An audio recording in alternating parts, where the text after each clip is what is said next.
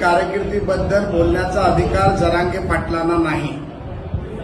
देवेंद्र फडणवीस एवढ्या उंचीचे नेते आहेत हे अखंड महाराष्ट्रातील तमाम मराठा समाजाला माहिती आहे। जरांगे पाटील शरद पवारांची, जरांगे पाटील उद्धव ठाकरेची, जरांगे पाटील काँग्रेसची सुपारी घेऊन काम करतायत हे देखील आता महाराष्ट्रातल्या जनतेला समजलेलं आहे।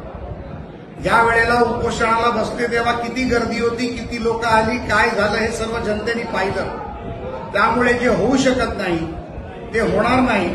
आणि आज जे देवेंद्र फडणवीसांनी या महाराष्ट्रातल्या जनतेला ईडब्ल्यूएसच्या माध्यमातून असेल, आरक्षणाच्या माध्यमातून असेल, हे तमाम महाराष्ट्रातील जनतेला माहिती आहे। त्यामुळे जरांगे पाटलांना पुन्हा एकदा मी सांगतो की एकेरी भाषा पहिली तर बंद करावी।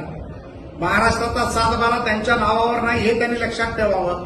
आणि हिंमत असेल तर शरद पवारच्या चादरीच्या मागून भुंकण्यापेक्षा स्वतः निवडणुकीच्या रिंगणात उतरावं आणि 288 जागी त्याचे उमेदवार उभे करावे, म्हणजे त्याला कळेल त्याची कारकीर्द किती लायकीची आणि किती नाहीये।